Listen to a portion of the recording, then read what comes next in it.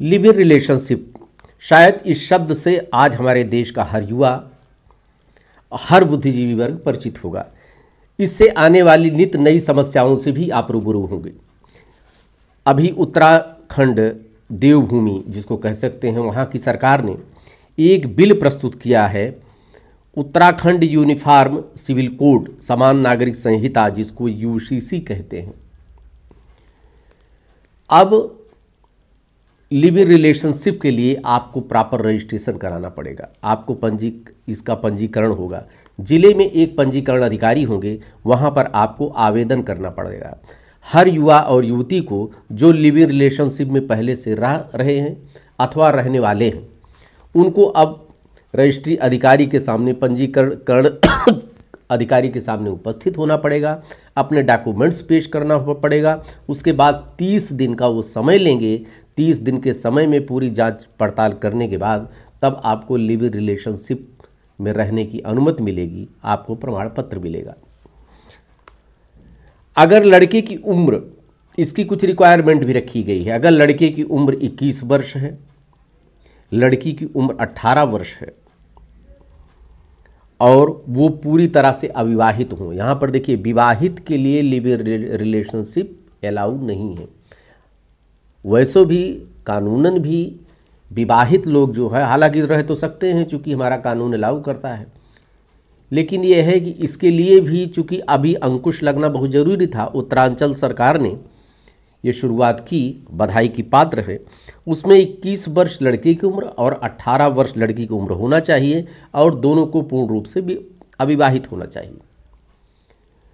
इसमें एक कंडीशन जो जोड़ दिया है कि 30 दिन का जो समय लिया गया है, 30 दिन का समय इसलिए लिया गया है कि मान लीजिए किसी भी तथ्य का आप गोपन करते हैं, जैसे उम्र छिपाते हैं, लड़की नाबालिग है अथवा लड़का नाबालिग है, या दोनों में से इस तथ्य का गोपन करते हैं किसी ने कोई विवाहित है उसमें से, क्योंकि आजकल लिव इन रिलेशनशिप का, चूँकि हमारे यहाँ धारा 497 एडल्ट्री की जब से ख़त्म हो गई, कुछ विवाहित लोग भी लिव इन रिलेशनशिप का हवाला देते हुए इसका लाभ उठा रहे हैं। इसमें एक कंडीशन ये भी जोड़ दी गई है कि अगर आप विवाहित हैं तब आप लिव इन रिलेशनशिप में नहीं रह सकते हैं। इस तरह के तथ्य अगर आप छिपाते हैं तो आपको पंजीकरण अधिकारी प्रमाण पत्र नहीं देगा। अब इसके लिए आपके माता पिता को सूचित करेगा, माता पिता आएंगे, अगर वो सहमति देते हैं, किंतु ये रिक्वायरमेंट, लड़का 21 साल की उम्र नहीं है या लड़की की 18 साल की उम्र नहीं है, फिर भी आपका पंजीकरण नहीं होगा।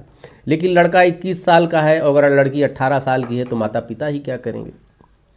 उनको सूचना देने की पंजीकरण अधिकारी को कोई ज़रूरत नहीं है और वो उसको प्रमाण पत्र दे देंगे। इसमें एक कंडीशन मित्रों ये भी है कि कभी भी दोनों पेयर, मतलब दोनों स्वतंत्र हैं अलग होने के लिए, उसके लिए कोई कानूनी संरक्षण आपको नहीं प्राप्त होगा।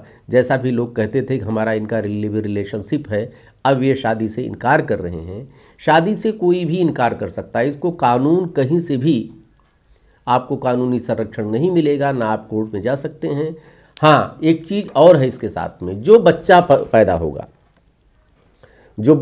होगा उसको सारे अधिकार मिलेंगे। पिता उसको पालन पोषण करेगा, उसकी दवाई, सारा खर्चा वर्चा, पढ़ाई लिखाई सब कुछ उसको देना पड़ेगा, उससे आप मुक्त नहीं हो सकते।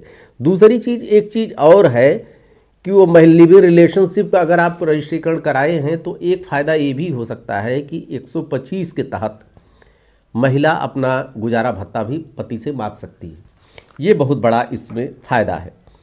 और स्थानीय पुलिस, मान लीजिए अगर आप इस लिव इन रिलेशनशिप के बंधन को तोड़ना चाहते हैं तो बस छोटी सी एक फॉर्मेलिटी है कि आपको स्थानीय पुलिस को सूचना देनी पड़ेगी, रजिस्ट्रार के यहाँ भी आवेदन करना पड़ेगा कि हम दोनों अब अलग रहना चाहते हैं।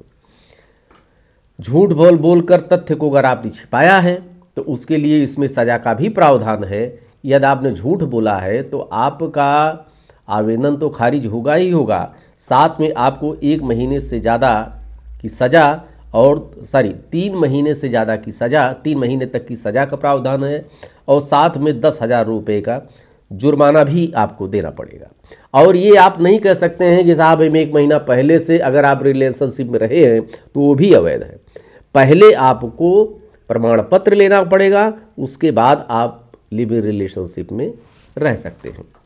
एक बहुत अच्छा, मैं कहता हूं कि उत्तरांचल सरकार ने बहुत अच्छा कदम उठाया है। अभी तो फिलहाल गुजरात और असम राज्यों में ये लागू होगा, उसके बाद धीरे धीरे सारे राज्यों में, यहाँ तक उत्तर प्रदेश का नंबर आएगा। लेकिन फिर भी अब मित्रों को मैं सलाह दूंगा, जितने हमारे शुभचिंतक हैं, जितने हमारे दर्शक हैं, उनको मैं सलाह दूंगा, लिव इन रिलेशनशिप एक पाश्चात्य संस्कृति है। आदमी और पशु में आखिर अंतर क्या है? जब आप लिव इन रिलेशनशिप में रहने लगे तो उसके बाद यही तो ये कहते गए जानवर करते हैं, माता को और पिता को और खाली संबंध बने, बच्चे पैदा हुए, न मम्मी से मतलब है न पापा से मतलब है। लेकिन एक हम मनुष्य हैं, इसलिए हमको जानवरों से अलग रहना पड़ेगा। और भारतीय संस्कृति जो हमारे यहाँ है, जो सभ्यता है, जो सनातन धर्म मेरा कहता है, उसका पूर्ण रूप से पालन करना पड़ेगा। देखते रहिए अयोध्या दर्पण, फिर लाएंगे नई वीडियो आपके सामने। धन्यवाद।